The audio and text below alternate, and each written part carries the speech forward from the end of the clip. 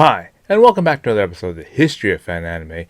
I'm your host, William Chow, and today I'm going to get to finally one of the very episodes I've been sort of waiting for to do for the last long time.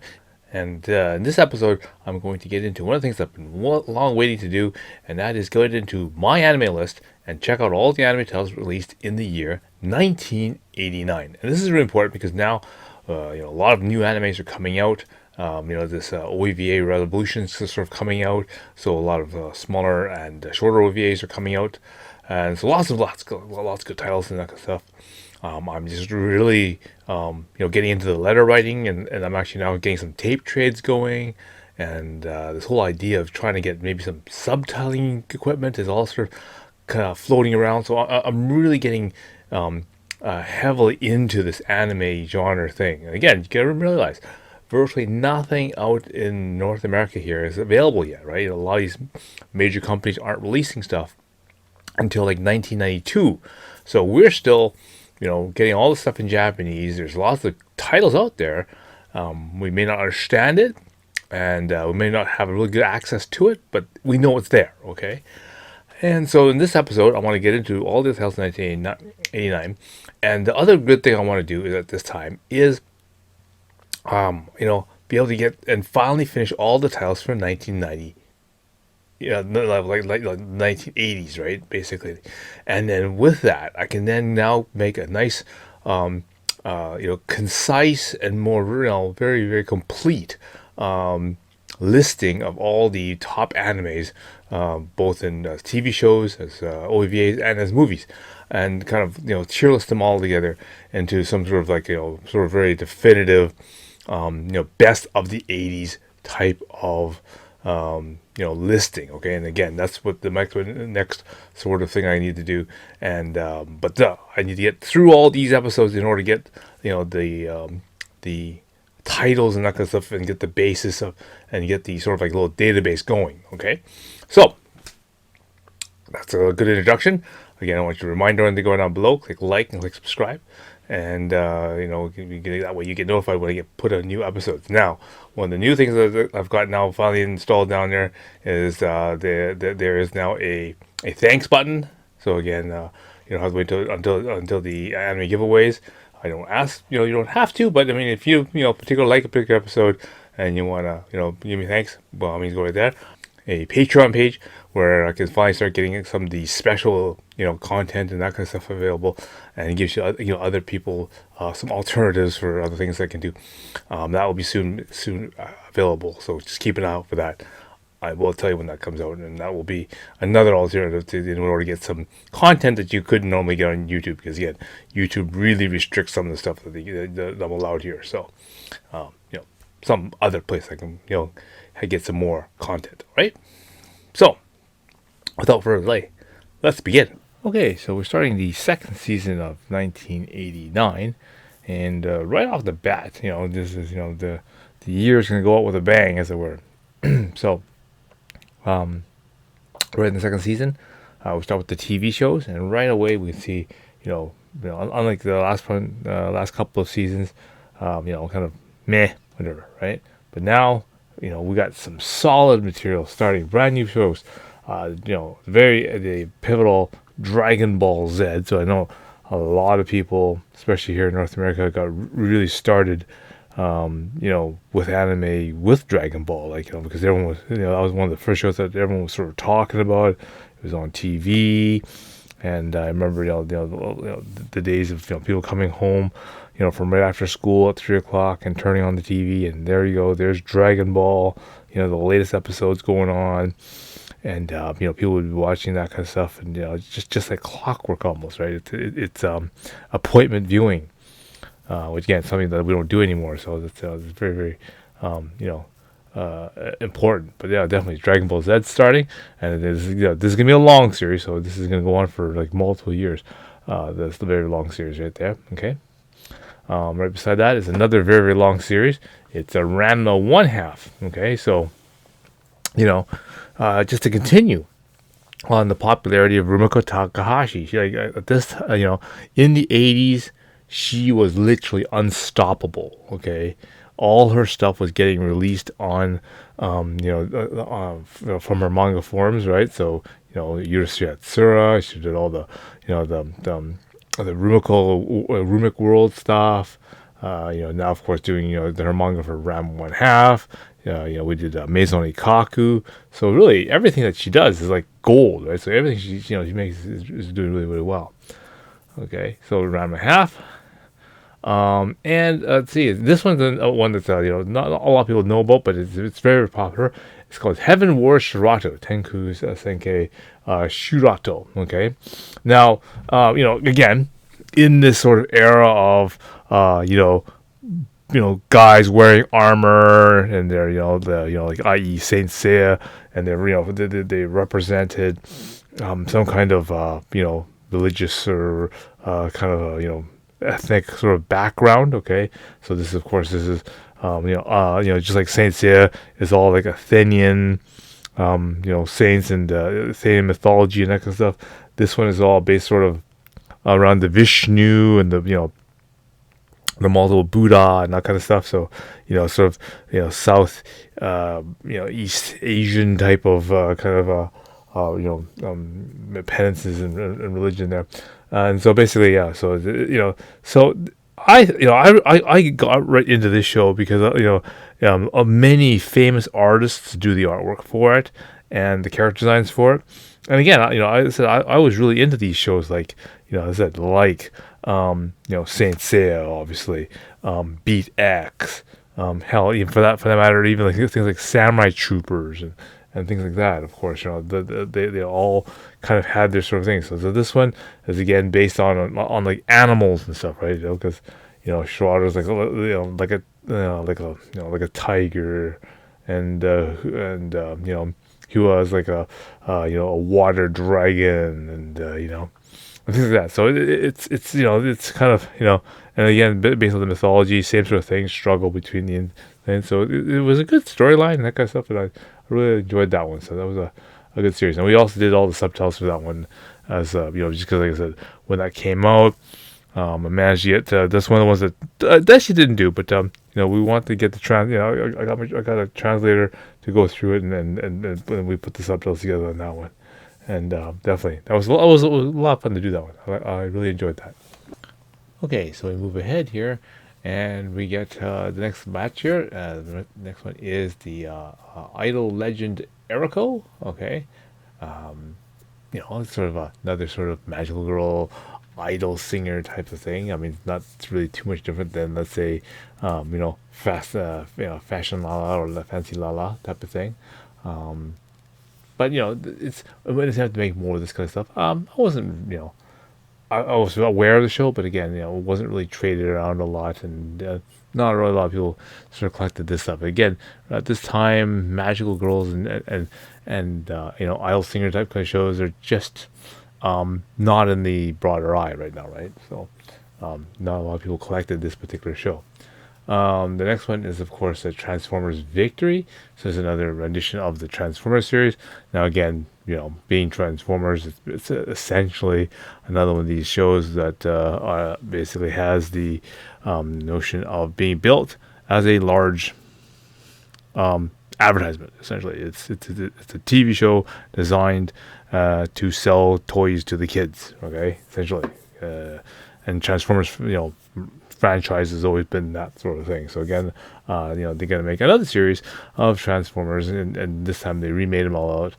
And for another series of all. Again, very few people follow this series. Again, it's just because it's just I think Transformers was really interesting, but I think past the first series of the Transformers, i.e. the movie and that kind of stuff, a lot of the other things just didn't carry over here.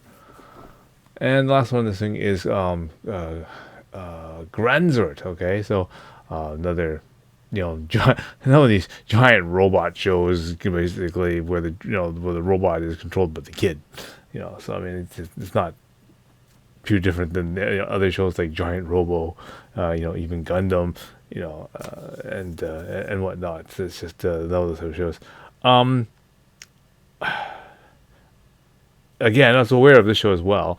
But again, a lot more people did did show up on a couple of really specialized people's video lists and that kind of stuff, but for the most part, no one really collected this show again. Like most shows, like even like Gundam and whatnot, that it was a little tricky to understand, without the translation. Again, at this time, because this show is rather obscure and whatnot. If you didn't have like translations going for a show or whatnot, then there's a lot of other animes and shows that would be probably more worthwhile to watch that had translation, which a lot of people would then would watch. So again, where it wasn't so much of a problem in the past, but now it's certainly becoming, the norm, shall we say, is that over here in North America, if the show did not have English translation or at least like a synopsis file or in this case now some new fan subs are all coming out, right? If it didn't have any of that kind of stuff, then it pretty almost got ignored. Okay, very, very, very, only the very few of us would be interested in watching Japanese shows, still straight in Japanese, with no subtitles, no nothing like that. But see, the other problem is that why would you want to watch, let's say an older show or something that's not so interesting or whatever, shall we say, in exchange for a show that was more action packed, more interesting, and then watch that with no subtitles or no dub instead, right? So maybe it was the things that has more action, more gore, more shooting, more girls, that kind of stuff.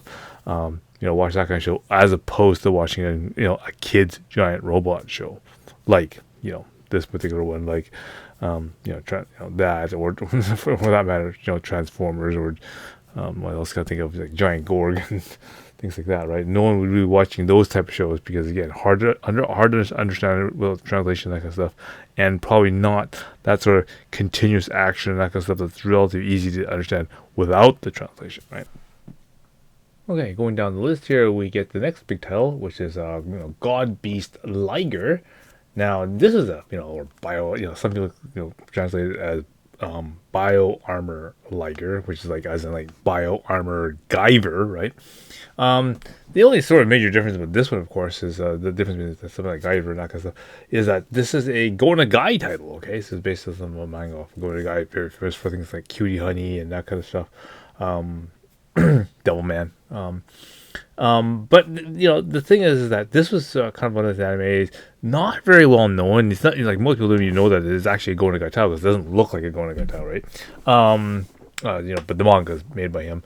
And I know that like at the Animania magazines, which is the magazine which covers mostly TV shows and that stuff, did have a lot of covers and even posters and a lot of inserts and that kind of stuff covering the characters, because again the female character design was is really nice. You can see here I've actually even had this particular poster of God Beast Liger in my room back in 1993. So on that one, so they did have some sort of coverage on it, but other than that, and it is by Sunrise too, so lots of good backing on it. But this is one of those series that I just sort of went and kind of fizzled out. It didn't really fit anywhere really well. You know what I mean? And so it just didn't go anywhere. The other big problem, of course, is if you also look at what's happened, like what I've just said this month, right?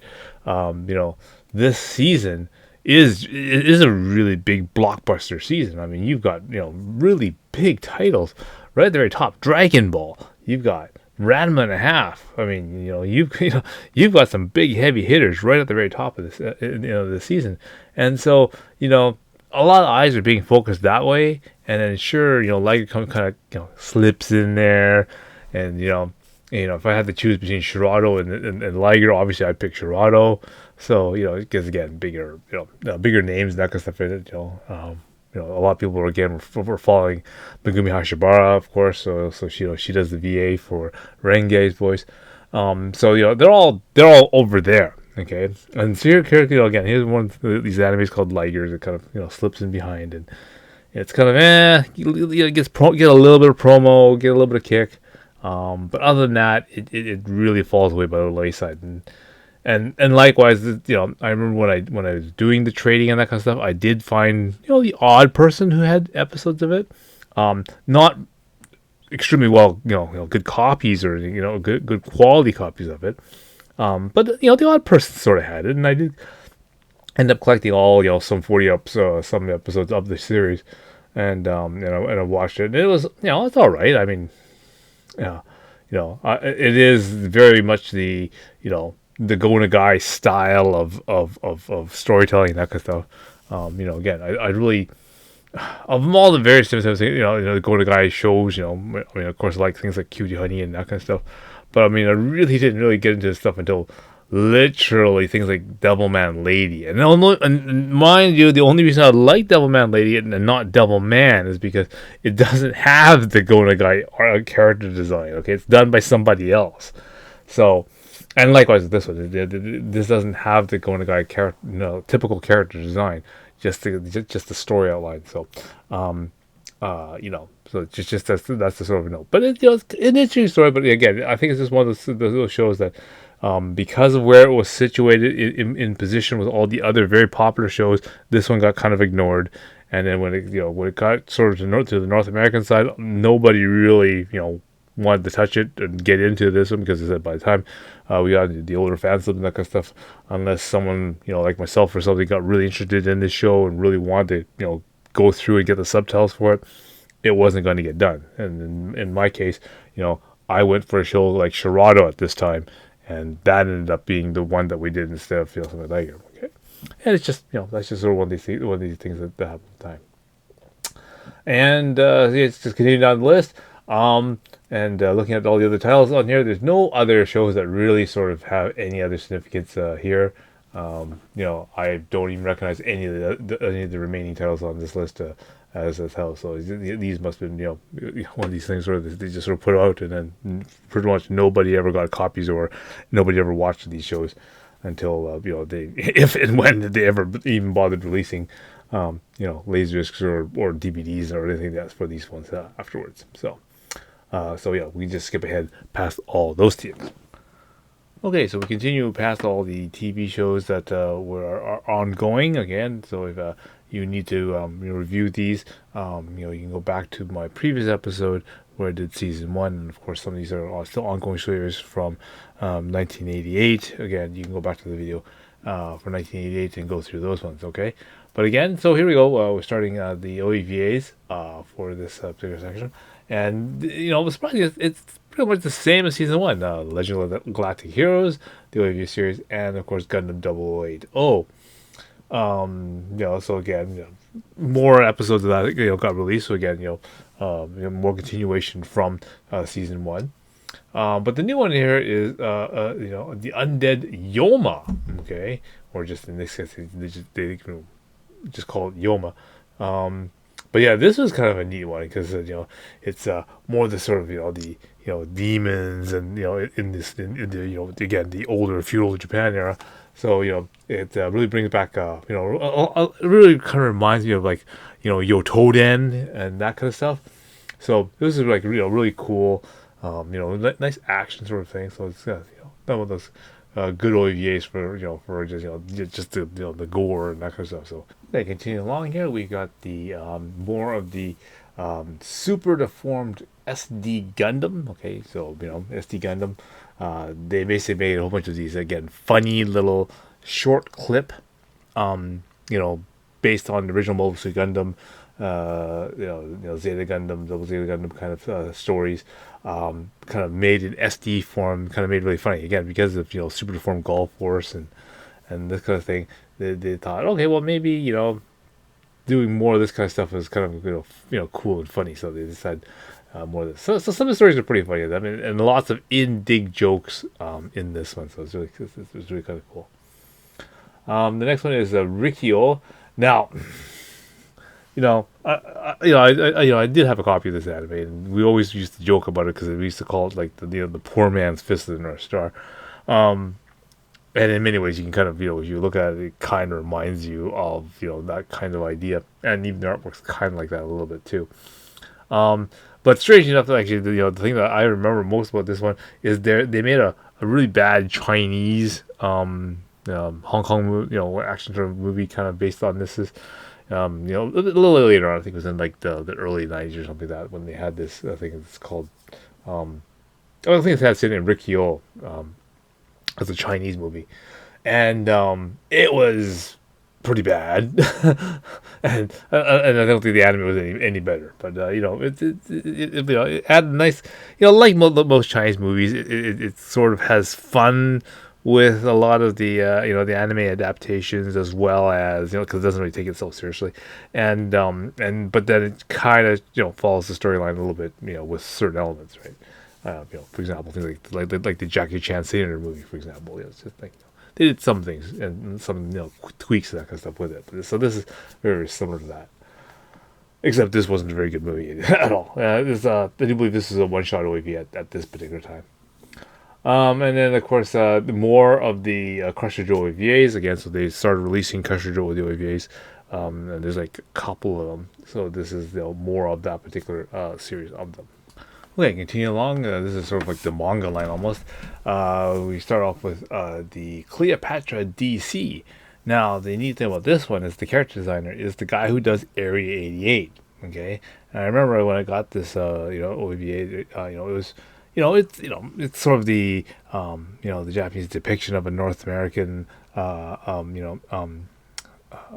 female figure, conglomerate head, and and so it was, it was really nice, and in terms of a nice story and that kind of stuff.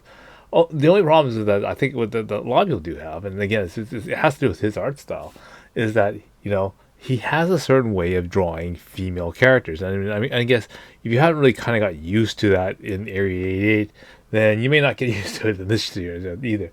I bought the art book for this thing because he does have a whole bunch of different like stuff like that. And it's a nice book, very, very I don't know, fashion model like, I guess you can say, because he has that particular style of drawing, his characters and that kind of stuff, and the way he draws eyes and stuff. It's a little different than most people, right? So, but yeah, it's definitely one to check out if you're a fan of that kind of stuff.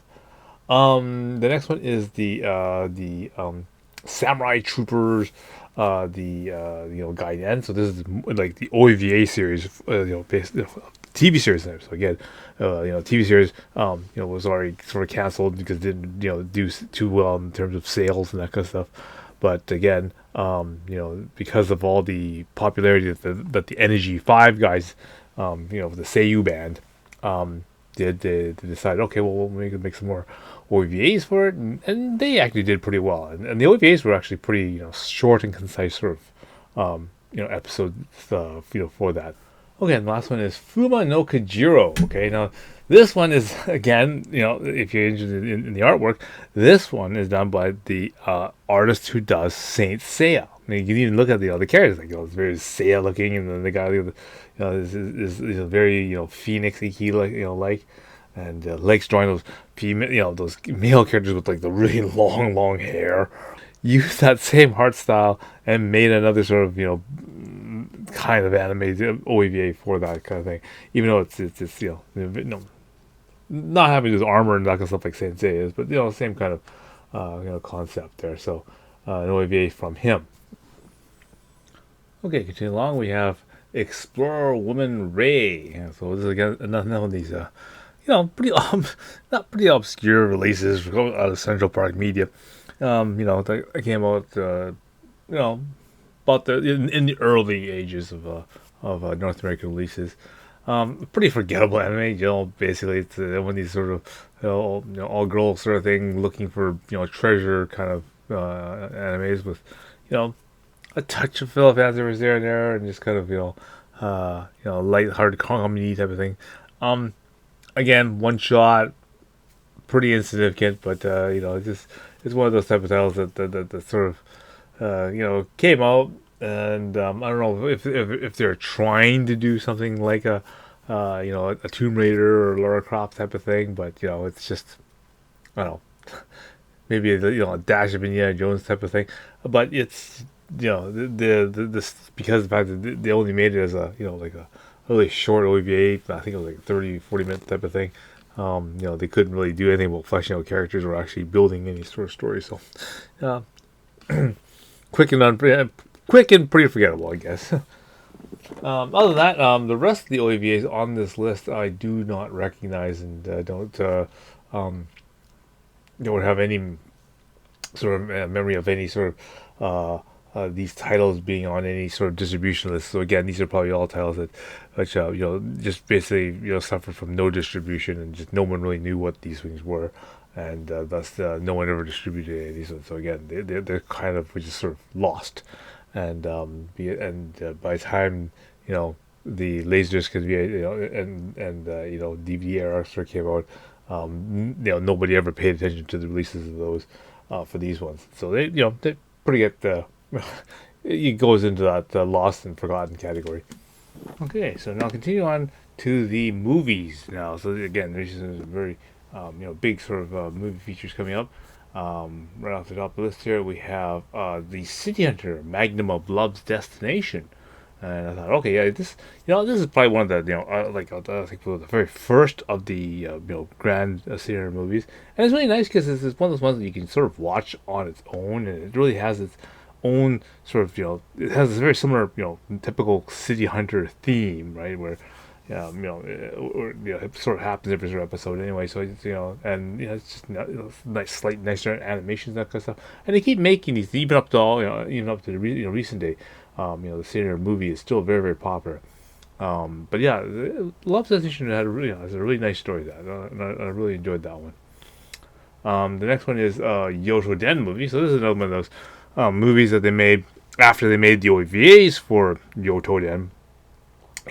They decided, okay, well, let's put it together and let's make it into a kind of an OVA special by kind of combining parts of those three together and adding maybe just a few extra scenes, and there we go.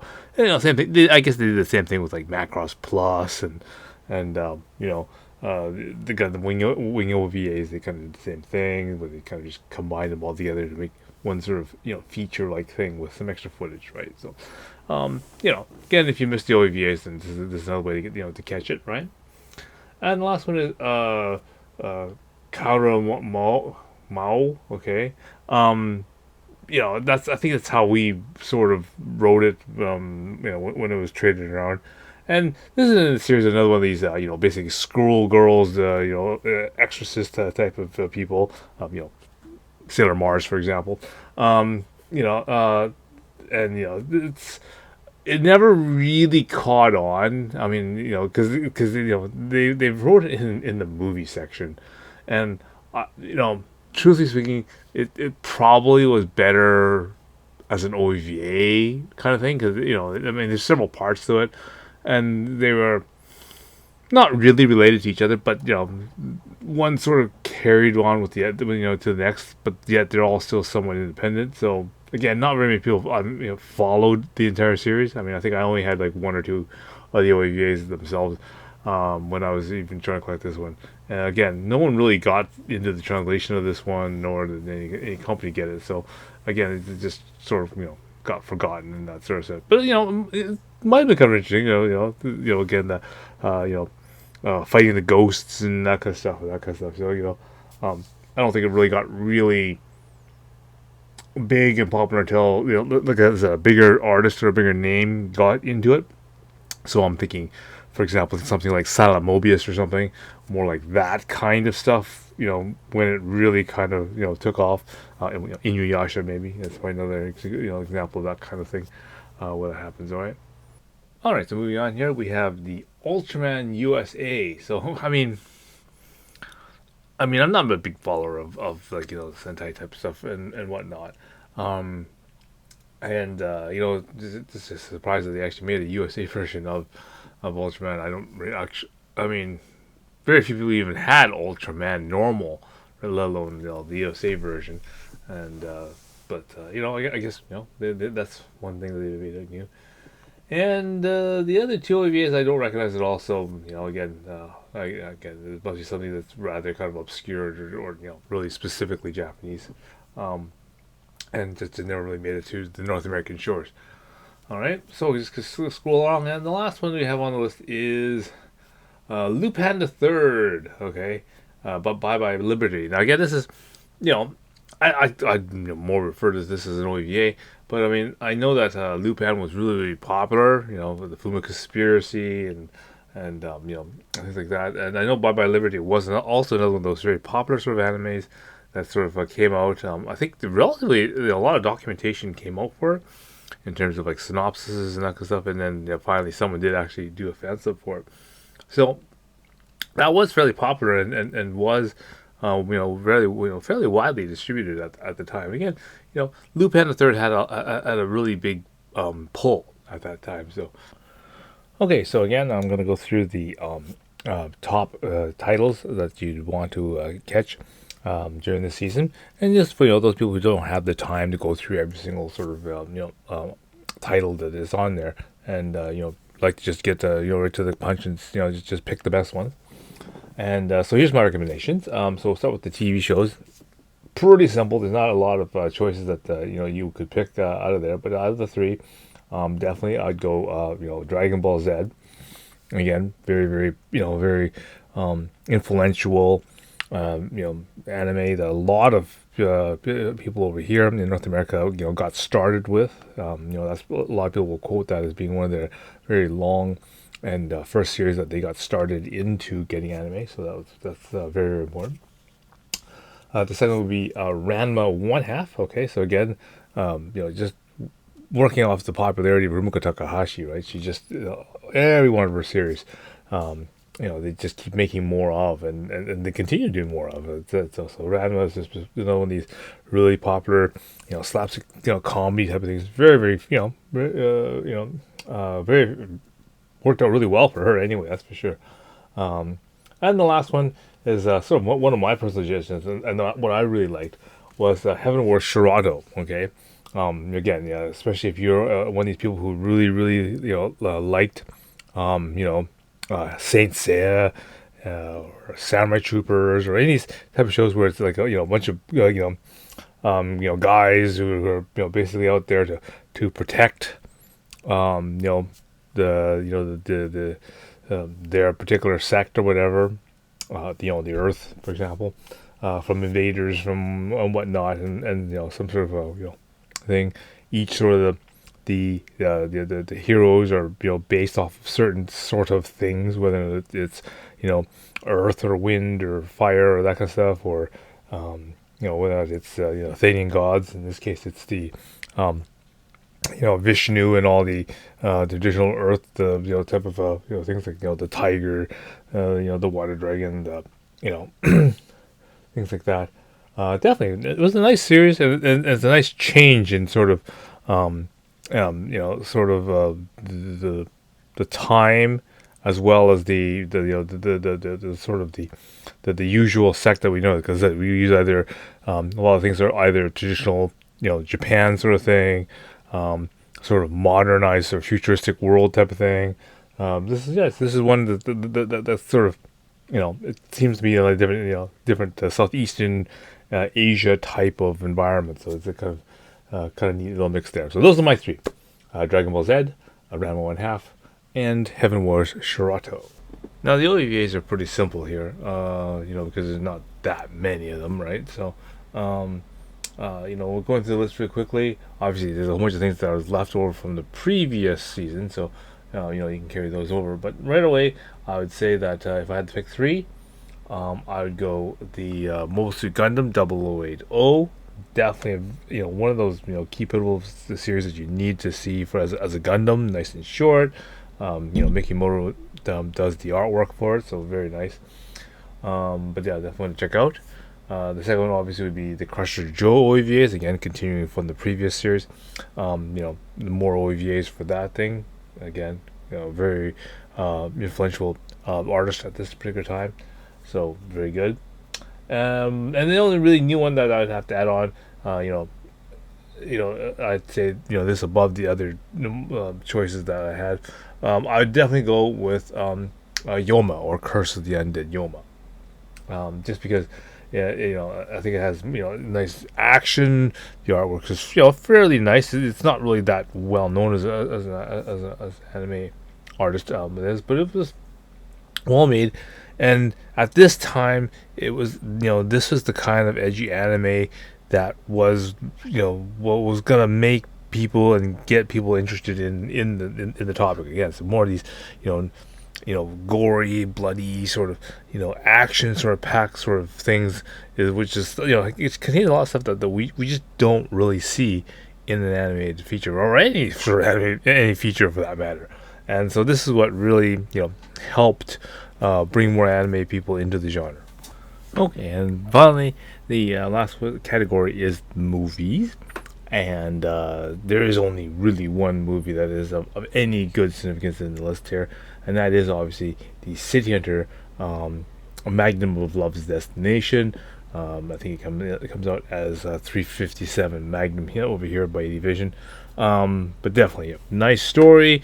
I even like the little music interlude that it has because it's about protecting a piano player, and just the twist in the plot. I mean, sure, you sort of know what the typical theater episode and how it progresses, but the ending was kind of surprising. I didn't expect that, and it was really nice. It was just a well-written movie. That's all I have to say. So definitely, my recommendation for this one would be City Hunter: Magnum of Love's Destination. All right. I hope you enjoyed some of the animes that and you can see there's a lot of really good animes coming out at this time. So again, this is where the market has sort of shifted, and I was realized that hey, there's some pretty good animes out there. So we can start the 1990s with a really good, nice kickstart with all these different titles coming out. And don't forget to stay tuned, and as we get into the breakdown of some of the better animes for this era, a decade of the 1980s. All right, so until next time, see you again.